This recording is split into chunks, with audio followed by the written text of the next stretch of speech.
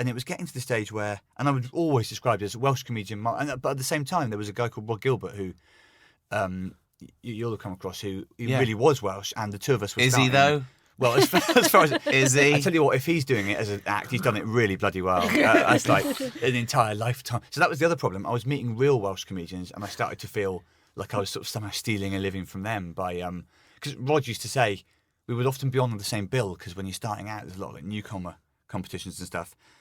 And he would say, "Oh, it's a nightmare. There's two of us Welsh, so whoever goes on first, they'll get all the Welsh jokes." And I was like, "Oh, yeah, sort of, except I'm totally." So things like that made me feel really bad. This is like blacking up. This is like I started to feel like I was blacking up in a less controversial way. Yes.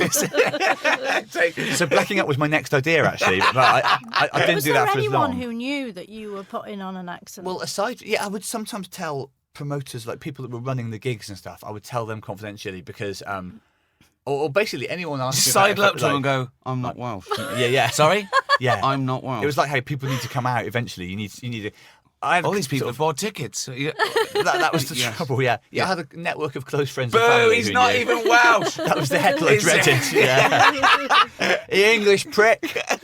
Doing it in Wales, I would get quite nervous, obviously. But in front of all Welsh crowds, I would. Wow. But again, it was always all right. Like being a spy. It was. It's incredible. The only problem with those was people would come up to me afterwards and say, "So what part of Wales are you from?" Well, I had a cover story. Obviously, I'd invented an area of Bridgend. What would you say?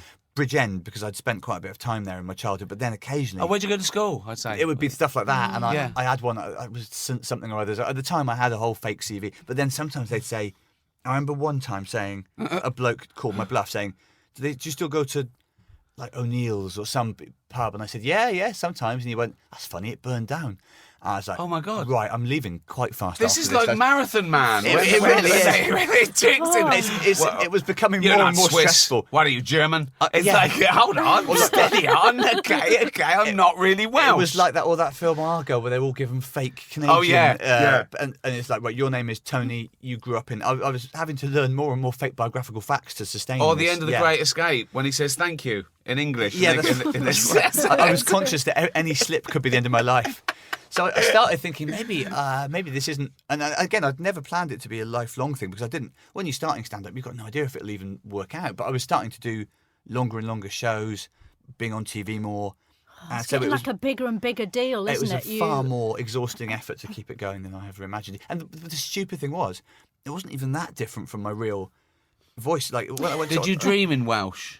Almost completely in Welsh, yes. You can dream in a Welsh accent. I dreamt in Welsh language with subtitles sometimes. At that point, I knew it was getting too complicated. I started to forget who the real me was. So, oh no! So eventually, but that's the thing. I started to drop the accent, and I think a breakthrough for me was I did shows in Australia, where of course it'd be the same if I did shows in America, or I did a few in Montreal. No one there cared about the difference between English and Welsh.